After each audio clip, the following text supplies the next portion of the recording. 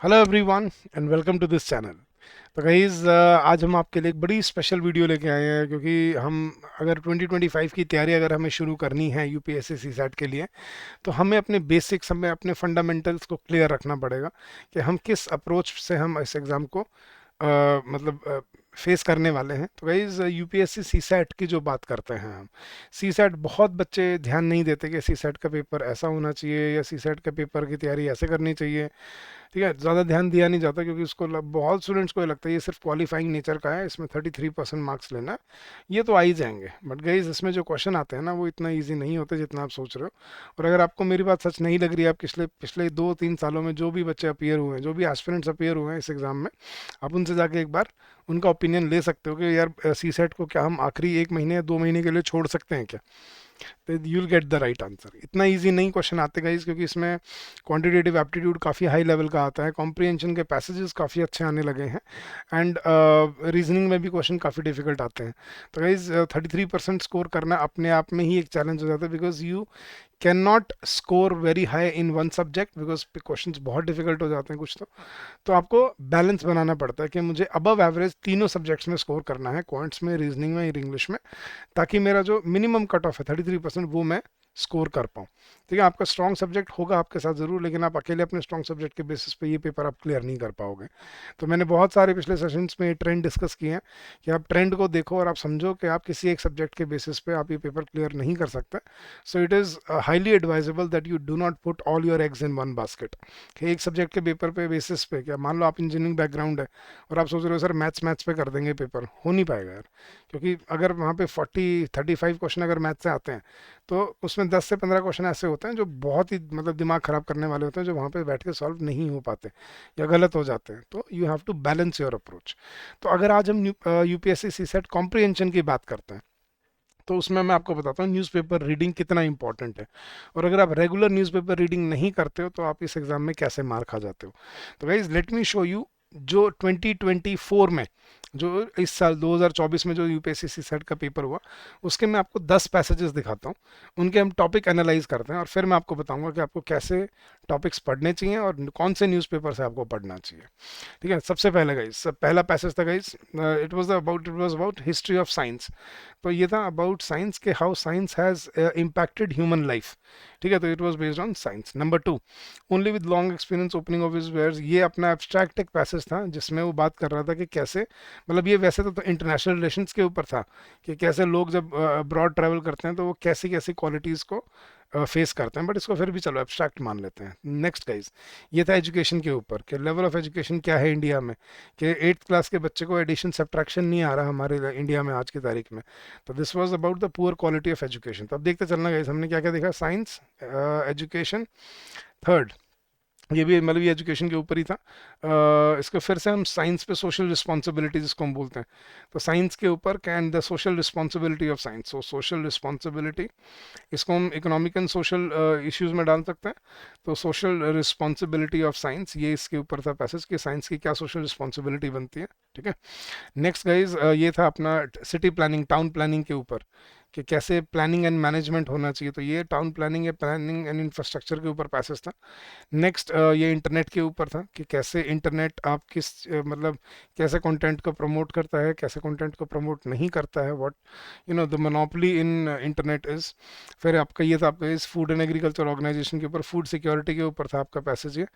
तो आप देखते चलो guys, education, science, food security, ठीक है, टाउन प्लानिंग। अब आगे देखते हैं गाइस, ये एब्स्ट्रैक्ट पैसेज था पोइट्री के ऊपर। तो कुछ पैसेजेस आपको एब्स्ट्रैक्ट भी मिल रहे हैं, कि how poetry helps people explain, express their views, their ideas.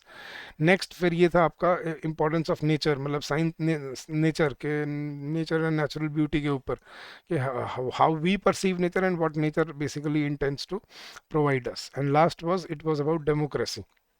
ठीक है, कि how an ideal democracy should work, right. तो गाइज अब ये सारे पैसेजेस मैं आपके सामने एक बार एनालाइज करता हूँ, दोबारा से देखना एक बार और नोट करते चलना है। साइंस एक एब्स्ट्रैक्ट पैसेज, एजुकेशन, ठीक है, science, social responsibility of science, town planning, internet, food and security, abstract passage, nature और डेमोक्रेसी।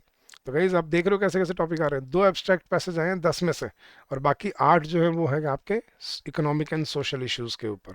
और भी पैसेजेस मैं आपको दिखा सकता हूँ, ऐसी बात नहीं है, but the point is you what I want to tell you कि इसमें आपको क्या क्या चीज़ पे कौन से टॉपिक पे फोकस करना है।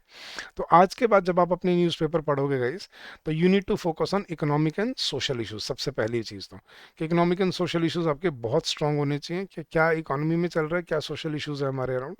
Food and health care again very very important vertical to read. तो इसके बारे में कोई भी एडिटोरियल मिलता है, कोई भी आपको हेडलाइन या आर्टिकल मिलता है, ज़रूर पढ़ो उसे। एजुकेशन के ऊपर ज़रूर पढ़ो, एजुकेशन के ऊपर हमेशा से पैसेजेस आते रहे हैं और आते रहेंगे।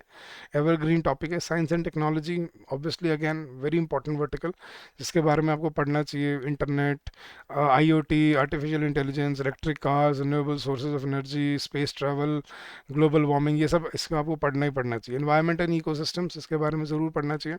Forest, ecosystem, environment, global warming, ये सब इसमें आपको पढ़ना चाहिए क्योंकि एग्जाम में आते रहता है। एग्रीकल्चर के ऊपर पैसेजेस आते हैं, फूड सिक्योरिटी, एग्रीकल्चर, ये सारा उसमें आ जाता है। Next, renewable and non renewable sources of energy, again इसके बारे में कभी भी आपको कोई टॉपिक मिले उसको ज़रूर पढ़ो। And last but not the least, social media and internet.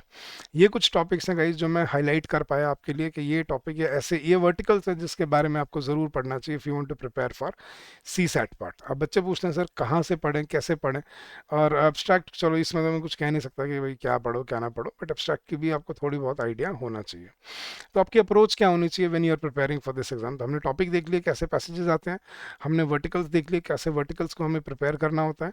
अब देखते हैं अप्रोच क्या होनी चाहिए। रीड सेलेक्टिव टॉपिक्स ओनली, कोई पॉलिटिक्स नहीं पढ़नी है आपने।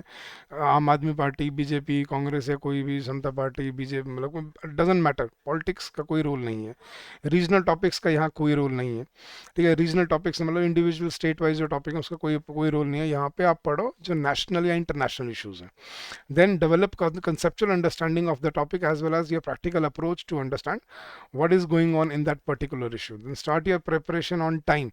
टाइम से शुरू करना गाइज। अब ये मत सोचना कि सर एग्जाम से 2 महीने पहले पढ़ना शुरू करें तो हो जाएगा, अगर नहीं, आप आज पढ़ना शुरू करो, तब आप अप टू डेट रहोगे, तभी आपकी रीडिंग हैबिट बनेगी, कॉम्प्रिहेंशन स्किल्स डेवलप होंगी और एनालिटिकल स्किल्स डेवलप होंगे आपकी। तो you should start your preparation on time and well before the exam, ताकि आप अपने में इसमें अपना कॉन्फिडेंस बिल्डअप कर पाओगे। चलो यार एक एग्जाम तो क्लियर हो गया ना, एक एग्जाम की टेंशन तो पूरी हुई, अब इसमें सोचने की जरूरत नहीं है। तो उस तरह की प्रिपरेशन होनी चाहिए आपकी। Then you have to practice a lot. और अगर आप मुझसे पूछो प्रैक्टिस कहाँ से करना है, मैंने पिछले सेशन में बताया है आपको, प्रीवियस ईयर क्वेश्चंस। आपको पिछले 10-12 सालों में इतने पैसेजेस मिलेंगे आपको ना, और कोई बुक पढ़ने की जरूरत नहीं है। आप बस PYQ कर लो, ठीक है, अच्छे से कर लो, एक एक PYQ, एक एक पैसेज कर लो। मैं लिख के देता हूँ, ये पेपर कोई रोक नहीं पाएगा आपका, बट सही अप्रोच के साथ। Now what should be the sources that you should follow. Now guys आपको अगर सबसे पहले तो अगर रीडिंग स्किल्स आपकी अच्छी नहीं है तो पहले अपनी वोकेबलरी और कॉम्प्रिहेंशन को इम्प्रूव करो। अगर आपकी vocabulary up to the mark नहीं है तो मार्केट में एक बुक मिलती है, word power made easy by Norman Lewis. Word power made easy, ठीक है, इसको बोलते हैं मक्का ऑफ वोकेबलरी या डिक्शनरी, मतलब the best book out there. अगर आप ये कर लेते हो आपके वोकेबलरी में आप कभी मार नहीं खाओगे।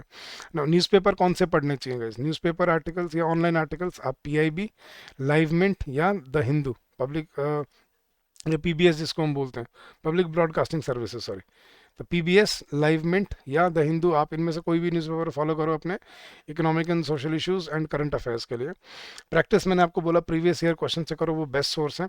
और अगर आपको गाइडेंस चाहिए, अगर आपको हैंड होल्डिंग चाहिए, तो मैंने आपको अपने कोर्स के बारे में शायद नहीं बताया होगा, बट ये जो कोर्स है इसमें आपको हर चीज़ अवेलेबल मिलेगी फ्रॉम ऑन डे वन। सारे रिकॉर्डेड सेशन, सारे downloadable PDF, sectional test, full length test, and they are going to help you in your journey head.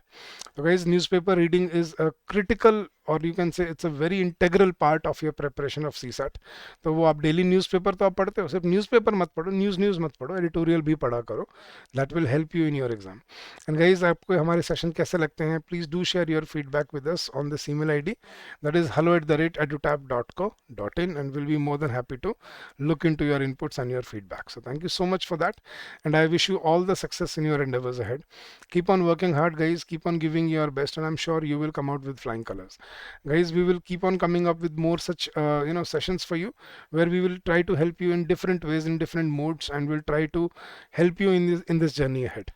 So if you have any doubt, if you have any query, you can get in touch with us on this number. You can call us during the office hours, that is 8146207241, between 9 to 6 p.m. And as I told you earlier, you can also drop us an email on this address, which is hello@edutab.co.in. So thank you so much once again, guys. Keep on working hard, keep on giving your best, and I'm sure you will come out with flying colors. Stay safe, stay healthy, and happy learning to all of you.